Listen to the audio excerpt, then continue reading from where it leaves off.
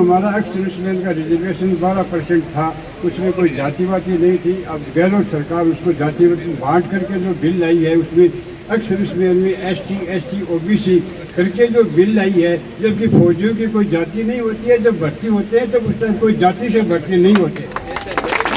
इसको गहलोत सरकार ने जाति के आधार पर बांट करके हमारी दूरी इतनी है, समस्या क्या है? अरे मैं एक सेंटेंस बोल के छोड़ दूंगा। ये हम सब पढ़े लिखे हैं, सब 125 किलोमीटर से नजदीक कोई CSD कैंटीन नहीं है। 125 इसी एचएस का बीकानेर जाते हैं तो चूरू जाओ तो मतलब तो पता है 2-3 घंटे आराम से रास्ते में लग जाता है, पेशेंट खत्म हो जाए। जब तक पेशेंट। हमारा जो रिजर्वेशन है वो रिजर्वेशन नहीं, रिहेबिलिटेशन यानी पुनर्वास है। सारा करे ताता हो जाए हैं, गर्मी थाना थोड़ा झटको ही दिखाए, पूरी पिक्चर कौन दिखाई लोग। ऐसे बैठने की बात करिए, मैं रक्षा राज्य मंत्री को आपके बीच में खड़ा करूँ और बोलना काम करो और क्या चीज करूँ कि भारतीय जनता पार्टी की सरकार आएगी तो निश्चित तौर पर सुजानगढ़ को जिला बनाएगी। JDJ ज्वेलर्स क्षेत्र का पहला HUID digital hallmark gold jewellery का सबसे विशाल शोरूम JDJ ज्वेलर्स, हामाशाह गांधी चौक, सुजानगढ़। नमस्कार दोस्तों, मैं नागेश कुमार कौशिक, KDH राजस्थान में आपका स्वागत है। मेरे पीछे जो दृश्य आप देख रहे हैं वो सभी रिटायर्ड और जो मौजूदा इस समय में भी जो फौजी हैं उन सभी का एक खास सम्मेलन यहाँ पर हो रहा है। मैं सुजानगढ़ के प्रगति नगर में मौजूद हूँ, जहाँ पर एक खास कार्यक्रम यहाँ पर आयोजित हो रहा है और जो फौजी हैं, जो फौजी हैं, उनके हितों के लिए यहाँ सुजानगढ़ क्षेत्र में किस तरह से कार्य किया जा सकता है उस संबंधित यहाँ पर एक खास मीटिंग रखी गई है। और पीछे आप देख सकते हैं कि सैकड़ों हज़ारों की संख्या में यहाँ पर वो इस देश के लिए सर्वस्व लुटाने वाले हमारे सैनिक, जांबाज सिपाही, उन सभी के हितों के लिए यहाँ पर एक खास कार्यक्रम यहाँ पर किया गया है। भारतीय जनता पार्टी के द्वारा ये कार्यक्रम यहाँ पर आयोजित हुआ है और भारतीय जनता पार्टी के नेतागण यहाँ पर मौजूद हैं। और आपको पता है कि चुनावी मौसम चल रहा है, राजस्थान में विधानसभा का चुनाव जल्द ही होने वाला है और उस लिए यहाँ पर भारतीय जनता पार्टी से पर्यवेक्षक के रूप में उत्तराखंड के धर्मपुर सीट से विधायक विनोद जी चमोली यहाँ पर मौजूद हैं और उन्हीं के मौजूदगी में यहाँ पर जो है कार्यक्रम यहाँ पर आयोजित हो रहा है। और साथ में भारतीय जनता पार्टी से सुजानगढ़ से अन्य नेतागण भी यहाँ पर मंच पर मौजूद हैं।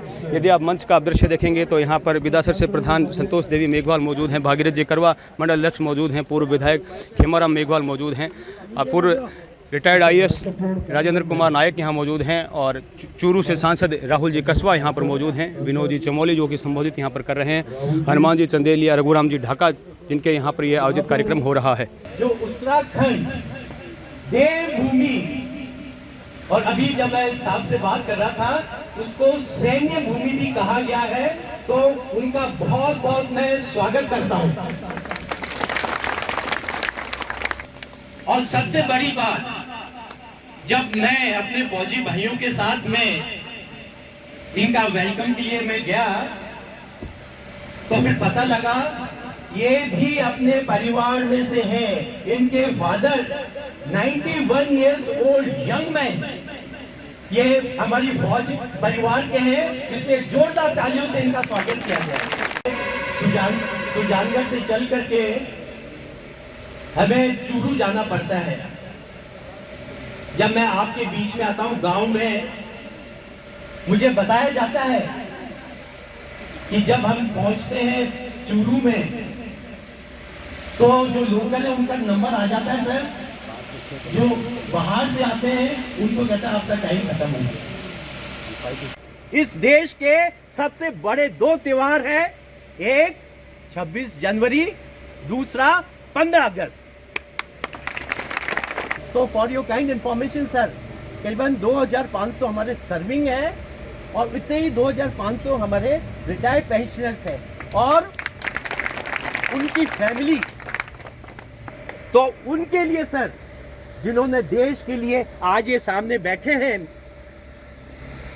लड़ाइयां लड़ी है इन्होंने, एक गोली भी लग सकती थी इनको, तो मैं प्रणाम करता हूं, मैं प्रणाम करता हूं उनके माता पिता को और उनके परिवार को जिन्होंने भारत की सुरक्षा के लिए ये फौजी दिए हैं। तो सर मैं सियाचिन ग्लेशियर गया और यंग ऑफिसर था, मैं ज्यादा आइडिया नहीं था, तो पूछा उस सियाचिन ग्लेशियर कि पहाड़ी के बीच में पाकिस्तान है, सब उधर से आप पाकिस्तान देख सकते हैं, ये इंडिया, और कोई भी गोली किसी को भी लग सकती है। तो मैंने यंग ऑफिसर था, मैंने कहा कि साहब ये गोला बारूद कहाँ गिरते हैं, कि यहीं गिरते हैं। और वहां से जवाब आया मेरे पास, मेरी फौज का जवाब, जिसके कारण ये देश, जब तक देश की सुरक्षा नहीं होगी, ना तो हमारा आर्थिक विकास हो सकता है, ना हमारा राजनीतिक रूप से हम कार्यरत रह सकते हैं, किसी प्रकार का नहीं हो सकता। ये भारतीय फौज के कारण हमारा सब ये संभव है। फौज के सभी नौजवान साथियों, once is a soldier, always is a soldier. Soldier is never old, ऐसा माना जाता है, क्योंकि जब मेरे पिताजी 91 साल की उम्र में अपने को बूढ़ा मानने को तैयार नहीं है, तो मैं आपको बुजुर्ग कह नहीं सकता, मैं बुजुर्ग कह नहीं सकता। गंगोत्री, जमुनोत्री, केदारनाथ, बद्रीनाथ, हमारे यहाँ 4 धाम हैं, 4 धाम बोलते हैं। उन्होंने कहा कि यह 5वां धाम भी है, उसको हमने सैन्य धाम कहा। और आज उत्तराखंड के अंदर देहरादून में करोड़ों रुपए की लागत हम सैन्य धाम का निर्माण कर रहे हैं, बन रहा वहां पर। उसके लिए हमने 1734 परिवारों में जो शहादतें वहां पर हुई है, 1734, बहुत छोटा प्रदेश है मेरा, मुश्किल से 1.25 करोड़ की आबादी है, लेकिन उस 1.25 करोड़ की आबादी का अनुपात में अगर सैनिकों का हमारा कंट्रीब्यूशन आप देखेंगे तो बहुत अधिक बैठता है। और इसीलिए संभवतः मोदी जी ने उसको सैन्य धाम भी कहा। उसमें से 1734 परिवारों में हम लोग गए, मैं भी गया। हमने उन शहादत देने वाले सैनिकों के परिवारों के घर की मिट्टी उठाई और 1734 कलश लेकर उस सैन्य धाम में उसकी जो आधारशिला रखी, माननीय राजनाथ सिंह जी उसमें आए थे, और आज वो सैन्य धाम बनकर तैयार हो रहा है।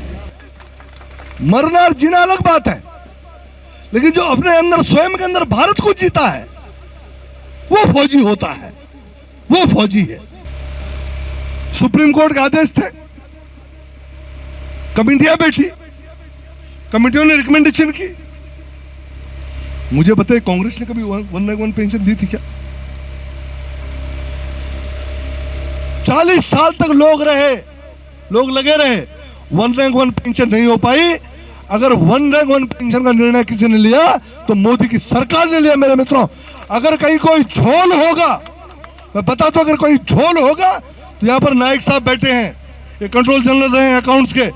अगर कोई झोल होगा तो विभागीय झोल होगा, सरकार का झोल नहीं है। सरकार ने 1 रैंक 1 पेंशन इस पूरे देश में लागू की है, और मेरे पिताजी उस पेंशन को आज ले रहे हैं।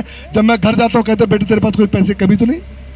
कमियां होंगी, मैं मना नहीं कर रहा हूँ, इतना बड़ा मामला है, कमियां होंगी, और समय समय पर जो कमियां उनको दूर भी किया जा रहा है, जो सब प्रयास हो रहे हैं। फौजी आंदोलन करते हैं, मेरे देहरादून से तमाम लोग अभी दिल्ली गए।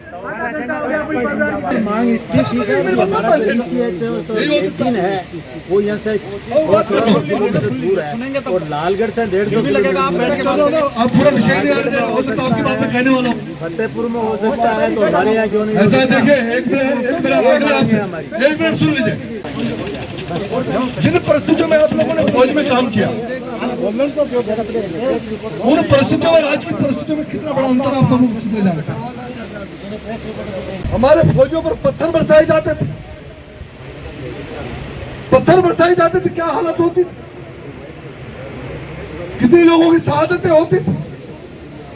आज मुझे बताइए, 370 समाप्त करके उसके देश के मुख्य धारा से जोड़कर आज जिस गर्दन उठाकर हम जम्मू कश्मीर के अंदर घूम रहे हैं, क्या सरकार का कोई योगदान नहीं है? क्या ये नहीं हो रहा है क्या?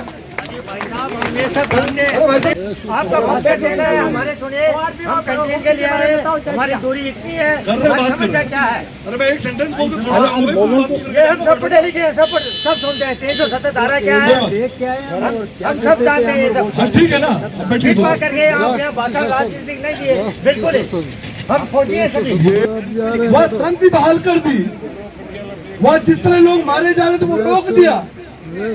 आज पाकिस्तान में जाकर सर्जिकल स्ट्राइकें कर दी, आज चाइना को घुटना के बल हमने ला दिया। ये देश का काम नहीं है, फौजी का काम नहीं है। क्या हम अलग लोग हैं क्या इस देश के नागरिक? हम सिर्फ फौजी हैं, नागरिक नहीं है। क्यों नहीं बन पा रहा मालूम है? क्यों नहीं बन पा रहा है? क्योंकि आपका जिला नहीं बन रहा। जिला जरूरी नहीं है साहब। आपका इसलिए नहीं बन रहा। सुन लीजिए मेरे पास राजन नायक जी आए थे, आपसे मेरी चर्चा हुई, आपने मेरे सामने ये मांग भी रखी। आपने कहा हमको एक्सेंचर कैंटीन और शेजी कैंटीन में हम लोग प्रयास कर रहे हैं। मैंने आपसे एक आग्रह किया, वो मेरी बात उन्हीं की बात कर रहा हूँ। मैंने आपसे एक आग्रह किया, मैंने कहा आप जो है मुझे जो भी आपने अभी तक कॉरेस्पॉन्डेंस की है वो कॉरेस्पॉन्डेंस मुझे उपलब्ध करा दीजिए, क्योंकि जो रक्षा राज्य मंत्री है राजनाथ सिंह जी के साथ, वो मेरे उत्तराखंड से आते हैं जब हमारे साथी, तो मैंने इनसे वो डॉक्यूमेंट्स मांगे हैं और आपने मुझे कुछ दिए भी हैं, कुछ मैं लूंगा भी आगे। तो वो डॉक्यूमेंट्स लेकर मैं भी जरूर आऊंगा। तो निश्चित तौर पर अजय भट्ट जी से मैं बात करके, राहुल जी यहाँ पर बैठे हुए हैं, हम उसका भी समाधान निकालेंगे। मैं पहले कह चुका हूँ। इसके साथ साथ एक बड़ा मुद्दा आपका यहाँ कहीं न कहीं सुजानपुर जिले का भी, क्यों साहब, बड़ा मुद्दा है, उससे सब प्रभावित होते हैं। उसका प्रभाव हमारे सारे कामों पर पड़ता है। वो जिला आज तक नहीं बना और मैं आपको ऑथेंटिक रूप से बताने आया हूं, जो पार्टी ने जो गाइडलाइंस लेकर मुझे यहां भेजा है, मेरे पास जो डॉक्यूमेंट है जो कि उन्होंने इस यहाँ के लिए तय किया है, उस डॉक्यूमेंट में मेरी पार्टी ने कहा है कि सुजानगढ़ में जिले का मुद्दा प्रमुख मुद्दा है। आप वहां के लोगों का एश्योर कराइए कि भारतीय जनता पार्टी की सरकार आएगी तो निश्चित तौर पर सुजानगढ़ को जिला बनाएगी।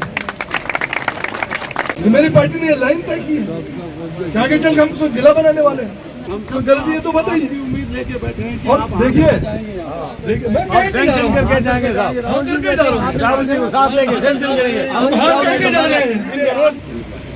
हम रक्षा राज्य मंत्री, देखो राजनाथ सिंह जी का तो बहुत काम है, लेकिन रक्षा राज्य मंत्री मेरे साथी है, मेरे उत्तराखंड से है। मैं आपसे वादा करके जा रहा हूँ, आप व्यवस्था बनाइए, ऐसे बैठने की बात करिए, मैं रक्षा राज्य मंत्री को आपके बीच में ला खड़ा करूँगा और बोले करूँगा ना। अरे भाई साहब बात सुनो, 6 बार चुनाव जीता हूँ, करता नहीं होता तो क्यों जीतता? हम कह रहे हैं और ओसी के लिए 3 अक्षर नियुक्त करवा दीजिए। हमारी मांगे अच्छी होंगी, मान लेंगी, नहीं खराब कर देंगे, ये बात आगे पहुंचा दीजिए। इस बात पे आप कह नहीं रहे। बिल्कुल पहुंचाएंगे।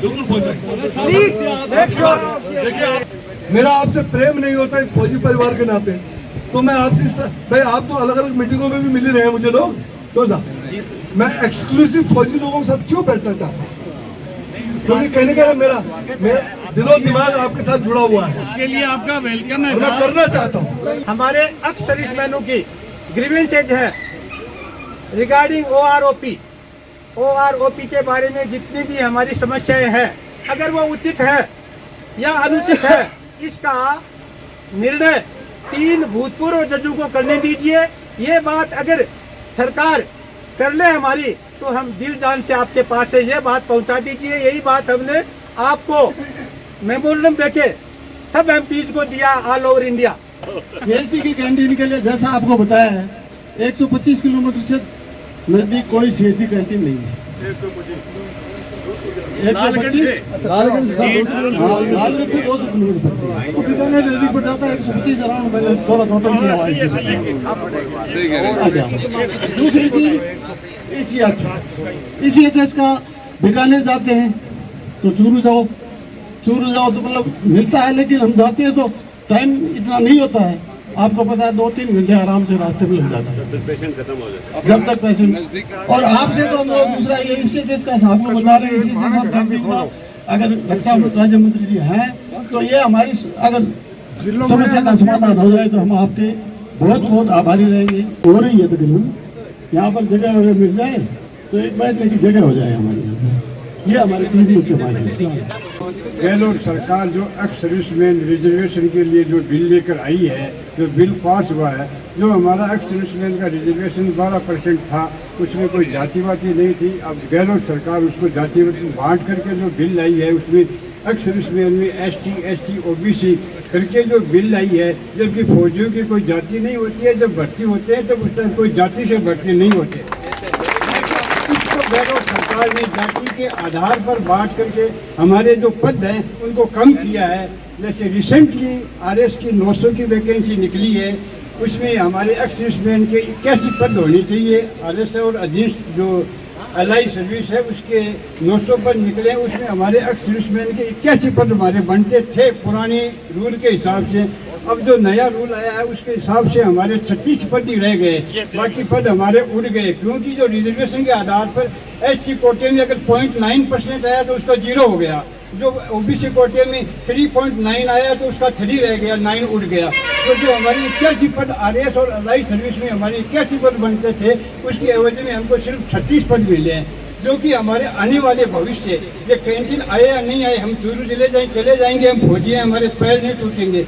लेकिन ये जो हमारी नस्ल पर, आने वाली नस्ल पर जो मतलब कुछ घात हुआ है, नस्ल खत्म करने का जो हमारा हुआ है, जो ये गहलोत सरकार बिल लेकर आई है, क्या बीजेपी इस बिल को निरस्त करने का अपनी चुनाव घोषणा पत्र में वादा करेगी या नहीं करेगी? इसका जवाब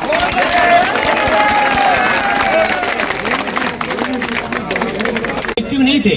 अब चूंकि इट्स ओके, साहिबान कह रहे हैं वो बात भी बिल्कुल सही है, और हम उन्हीं के साथ होंगे। We are just assuring you, just challenging you, हम उन्हीं के साथ हैं जो हमारी जायज बातें मांगेंगे। हमारा जो रिजर्वेशन है वो रिजर्वेशन में रिहेबिलिटेशन यानी पुनर्वास है, उसके अंदर जो है ये जाति का और लकड़ा लगा के उसको टुकड़े टुकड़े कर देना और उस परसेंटेज पे पूरा नहीं आए तो उसका पूरा खत्म कर देना, ये अन्याय है।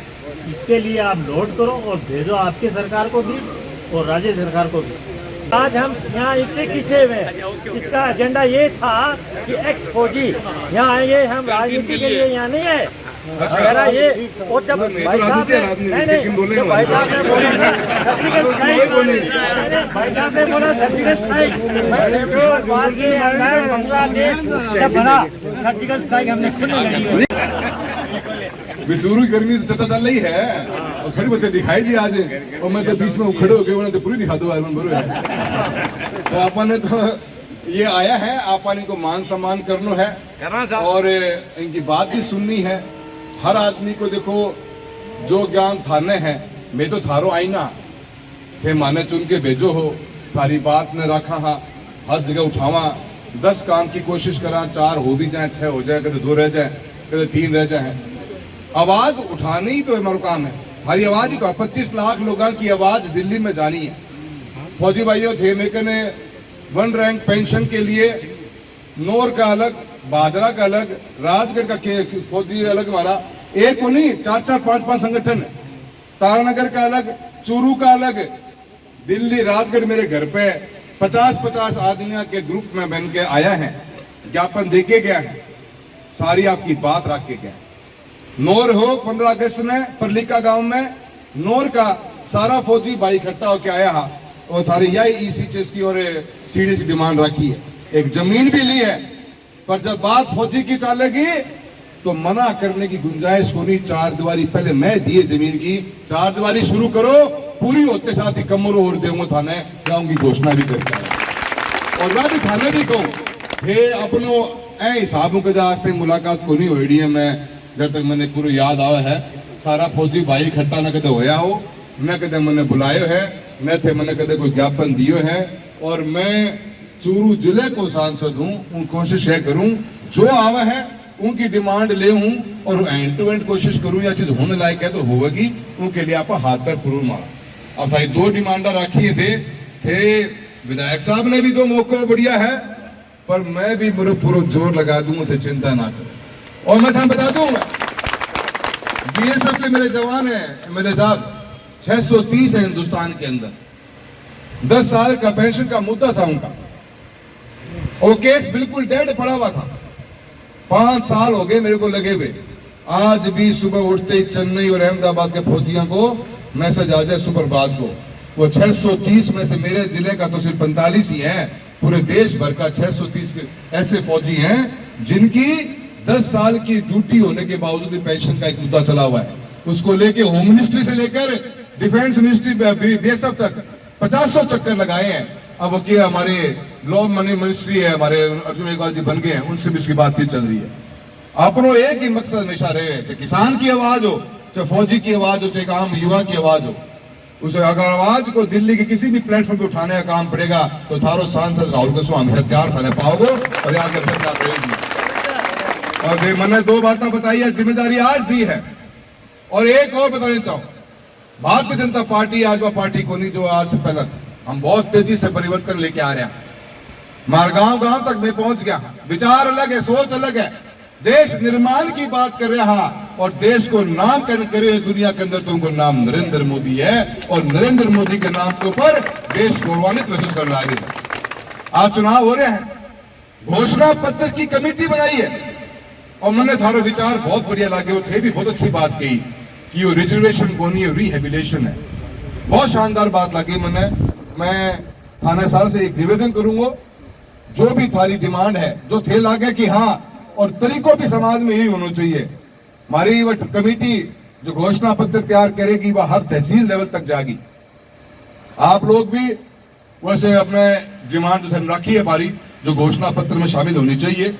एक सांसद के रूप में मैं हूं, प्रधान जी बैठे हैं, हमारे पूर्व विधायक बैठे हैं, हमारे राजेंद्र जी बैठे हैं, रवि बैठे प्रमुख के रूप में।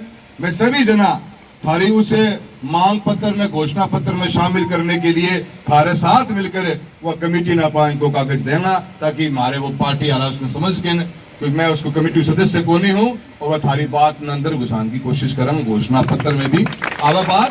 क्योंकि आज थे कोई जमीन कोई देखी है, थारी नजर में है तो कोई ज्ञापन दे दो। एमपी था तैयार है और एमएलए थे 2023 में बना दोगा तो जमीन को भी अपना रस्तों काट ले। मेरे प्लाट काम को दे, सरकार को दे दो। मेरे तो घोषणा है जमीन लाते साथ ही 4 दीवारी और कमरों में 3 जना बैठ के भर दूंगे। नाम की प्रधान जी बोल दो, हाँ भरती प्रधान जी भी वही बना के देना था सिटी में, और क्या जाइए होना थे, पर जमीन की भी व्यवस्था करेगा थे। बढ़िया बात बताइए, और ये सारा करे ताता हो जाए हैं। गर्मी थाना थोड़ा झटको ही दिखाए, पूरी पिक्चर कौन दिखाई लोग। वो ठंड में इतना ही ठंड है, बैठो बैठो। अरे मैं बोल लूंगा एमपी को सर, ठंड में ऐसा सिस्टम है यहाँ पे 0 और -1, तो जितना ताता जहाँ दिखे ना मारा उतना ही दिल का ठंडा भी बहुत। मैंने मोकला वोट दे 45,000 50,000 में मांगूता देता चल रही है, डरता ही कौन। तो बहुत बढ़िया हमारा व्यवहार है सुजानगढ़ के जनता को, और यह वीरों की धरती है। और मैं फौजी भाइयों थारे से निवेदन करूंगा, एक सांसद के रूप में जिम्मेदारी 25 लाख लोगों की है। थाने जो भी थार मुद्दों लागे पहले छुट गए मेरे से थे, मेरे तक नहीं पहुंच पाया हो, कदे भी मैंने थे संपर्क कर लो, मैं आ जाऊंगा और अपनी बात आने थे मैंने लिख के मैं दे दूंगा।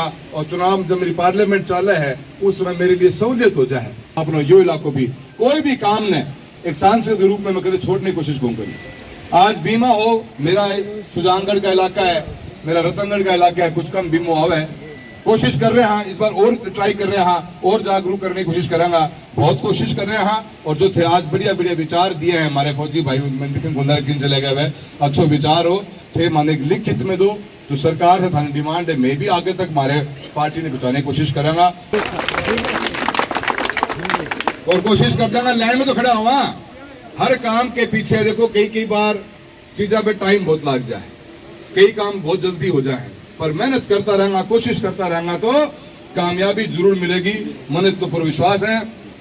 एक बार पुनः राजेंद्र जी और हमारे रवि जी और खेमाराम जी, संतोष जी सभी आए हुए हैं, सभी का मैं बहुत बहुत धन्यवाद देता हूं। और हमारे सभी फौजी भाइयों का, हमारे नायक समाज के लोग आए, सारा को बहुत बहुत राम है, सारा आशीर्वाद नहीं बनाए रखियो। और एक थोड़ी सी राजनीतिक बात करी लूं मैं, करी 2023 आ रही है, परिवर्तन को मौसम चल रहे है, और परिवर्तन में कांग्रेस की सरकार उखाड़ फेंको और भाजपा को ढंढोर। बहुत बहुत धन्यवाद। जय हिंद। क्योंकि यहाँ पर रिटायर्ड फौजियों की एक मीटिंग रखी गई थी और फौजी हमारे देश की रक्षा के लिए तैनात हैं सर, वो अपना कर्तव्य निभा रहे हैं, तो सरकार को भी अपना कर्तव्य निभाना चाहिए। कुछ मुद्दे आपके सामने रखे गए हैं, उनके लिए आप किस तरह से जो है संकल्प लेंगे? देखिए, बहुत आज हमारे फौजी भाइयों से मिलने का, रूबरू होने का मौका मिला है। मैंने उनकी जो बातें सुनी हैं, मेरे पास आज तक उनका कभी कोई ज्ञापन तो वैसे नहीं आया, पर उन्होंने आज बात रखी। कोई बात नहीं, मैंने उनको कहा है कि आप मुझे लिखित में दे दीजिए। एक CDS को, एक ECS डिस्पेंसरी की उन्होंने बात करी है, दोनों के लिए अवश्य ट्राई करेंगे और ये मेरा फर्ज बन जाएगा। मेरे पास पत्र आने के साथ ही मैं सरकार से बात करूंगा और जो भी इसकी प्रक्रिया होगी उस प्रक्रिया को पूरा कराने के लिए बात करेंगे। साथ ही साथ इन्होंने आज ज़मीन की अभाव की बात करी है, उसके लिए मैं कलेक्टर महोदय से पर्सनली हम बात करेंगे कि कहाँ से हम गवर्नमेंट की कोई लैंड है जो उसको इनके नाम पर अलॉटमेंट करा सकते हैं। देखिए, बहुत एक बड़ी मात्रा में फौजी इस एरिया के अंदर हैं और थोड़ा काफ़ी कुछ चीज़ों की इनकी रिक्वायरमेंट्स भी हैं। एक सांसद होने के नाते जो मुझसे बन पाएगा मैं अवश्य, हमने काफ़ी कोशिश करी है, राजगढ़ के लिए अंदर भी, नौर भादरा में भी करी है हमने। फौजियों के लिए जो भी हमसे बन पाता है हम कोशिश करते हैं और आज सुजानगढ़ के फौजी भाइयों ने याद किया इस मीटिंग के सहारे, तो मैं अवश्य पूरा विश्वास दिलाता हूं कि जो भी उनकी डिमांड होंगी पूरा करने का भरपूर प्रयास करेंगे। पूर्व IAS राजेंद्र जी नायक यहाँ पर मौजूद हैं और आप भी सुजानगढ़ विधानसभा से जो है चुनाव लड़ने के इच्छुक भी हैं, लगातार एक्टिव भी हैं। आप डिफेंस से ही हैं और आज का जो कार्यक्रम है वो एक तरह से डिफेंस से ही जुड़ा हुआ था, रिटायर्ड फौजियों के कुछ हितों की बातों के लिए रखा गया था। आप इसकी प्रमुख भूमिका में भी थे, तो क्या बातें जो हैं वो आपने सरकार तक जो यहाँ पर पहुँचे हुए हैं उन तक पहुँचाई है फौजी भाइयों की? देखिए, ये जो प्रोग्राम रखा गया, हमारे विनोद चमेली जी MLA साहब, वो खुद फौजी परिवार से है। उन्होंने कहा कि मैं फौजी परिवार से मिलूंगा और देखिए, हर एक कई चीज़ें होती जो करना है, तो कई चीज़ें ऐसी है क्योंकि कंटिन्यूअल इम्प्रूवमेंट होता है, ये नहीं कि कहीं परिपूर्ण हो जाता है, हमेशा स्कोप रहता है फर्दर इम्प्रूवमेंट का। तो इसके लिए हमारी कुछ, एक तो ECHS की डिमांड थी, दूसरी हमारी CSD कैंटीन की डिमांड थी। उस पर MLA साहब ने कहा कि इस पर ज़रूर वो ध्यान देंगे। उसके अलावा आज नायक समाज के भी प्रोमिनेंट लोग हर एक गांव से आए हैं और उन्होंने अपनी बात रखी है। और मैं भी ये आपके बीच से, आपके माध्यम से मैं ये कहना चाहूँगा कि हम भी शेड्यूल कास्ट में आते हैं तो हम लोगों का भी ध्यान दिया जाए ताकि सभी का विकास हो सके, अंत्योदय जो अंतिम पंक्ति में है उनका भी विकास हो सके।